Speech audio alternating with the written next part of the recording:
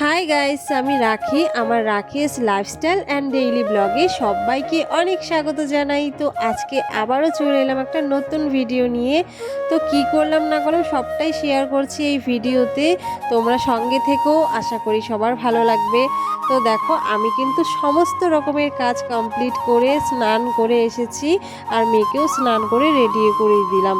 তো যাই হোক, এদিকে আমি রান্নাটাও সেরে নিয়েছি। আর দেখো আজ আমি কি রান্না করলাম, চলো দেখে নেওয়া যাক। এখানে আমি রান্না করেছি হচ্ছে পেঁয়াজ কুচি, কাঁচা লঙ্কা কুচি দিয়ে মাছের তেল ভাজা করেছি। এটা কিন্তু আমার ভীষণ ভালো লাগে।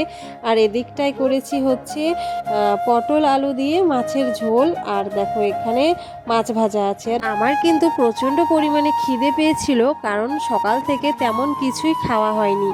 তাই আমি মেয়েকে নিয়ে খেয়ে নিয়েছি, আর ছেলের খাবারটা বেড়ে রেখেছিলাম। ছেলে স্কুল থেকে আসতে আসতে প্রায় ওই 2:30 পৌনে 3টা হয়েই যায়। তো স্কুল থেকে আসলো, এসে ফ্রেশ হতে ওর ধরো 3টে 3:30 মতো বেজে গেছে। তারপর বলতে বলতে দেখো খেতে বসেছে, ও খাচ্ছে। এদিকটায় আমি আজকে রোদে দিয়েছিলাম হচ্ছে তোষকটাকে, তো সেটাই আমি ঝেড়ে টেরে নিয়ে আসলাম, বিছানাটা এখন গুছাচ্ছি। আর জানো তো, কদিন ধরে এতটা পরিমাণে বৃষ্টি হচ্ছে, আর বৃষ্টির কারণে না ঘরটাও কীরকম স্যাঁতস্যাঁতে হয়ে গেছে। বৃষ্টির ওয়েদার না আমার একদম ভালো লাগে না। তো ভালো না লাগলেও করার কিছু নেই, প্রকৃতির নিয়ম, এটা তো হবেই। আজ কিন্তু বেশ রোদ উঠেছিল, তাই আমি আর সেই সুযোগটা হাতছাড়া করলাম না। ঘরের যত কিছু ছিল, মানে ভেজা জামা কাপড় বলো, তোশক বলো, এগুলো কিন্তু আমি সব রোদে দিয়ে শুকিয়ে টুকিয়ে নিলাম। আর এখন বিছানাটাকেও পেতে নিলাম, আর ঘরটা এখন আমার ফ্রেশ ফ্রেশ লাগছে। আসলে বাচ্চা থাকে, ছোট বাচ্চা, জানোই তো, কদিন পর পরই আমার বিছানাটাকে মানে ভালো করে রোদে দিতে হয়। আর বৃষ্টির পর যদি আমি বিছানাটাকে রোদে না দিই, তাহলে আমার কেন জানি না ওই বিছানায় শুতেই ইচ্ছে করে না। তোমাদের কার কার এরকম মনে হয় বলো তো। তো আমার কিন্তু এরকমই লাগে। তো যাই হোক, আমি কিন্তু সমস্ত কিছু শুকিয়ে টুকিয়ে নিয়েছি। আর দেখো চেয়ারের উপরে আমার ছেলে কতগুলো গামছা একসাথে ভিজিয়ে রেখেছে, তো সেগুলোকে একটু ঠিকঠাক করে রাখছি।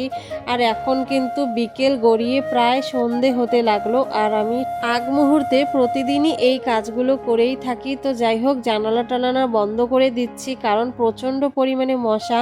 আর জানালা বন্ধ করলেই বা কি, না করলেই বা কি, মশা তো ঘরে প্রবেশ করবেই।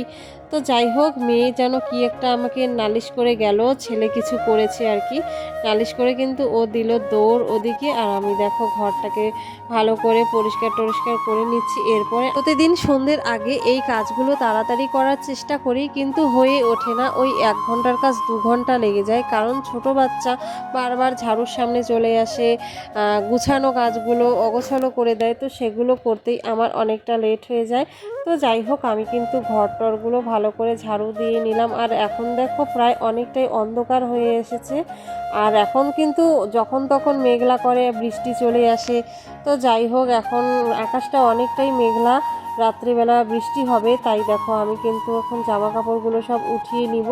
জামা কাপড়গুলো তুলে তারপর গুছিয়ে রেখে তারপরে আমি বাকি কাজগুলো আবার সারবো। আর সংসারের এই একঘেয়েমি কাজ সত্যিই আমারও আর ভালো লাগে না। মাঝে মনে হয় যদি কোথাও যেতে পারতাম, যদি লাইফস্টাইলটা একটু অন্যরকম করতে পারতাম, কোথাও গেলে যদি মনটা ভালো হতো। কিন্তু ওই বাচ্চা দুটোকে নিয়ে আর একা একা কোথায় বা যাব, সেরকম করে কোথাও যাওয়াও হয় না। কিন্তু ইচ্ছে করছে কোথাও গিয়ে একটু ঘুরে আসি। তো যাই হোক, আমার ইচ্ছে করেছে যখন, ইচ্ছে করলে একটা দিন তো ঠিকই যাব কোথাও ঘুরতে।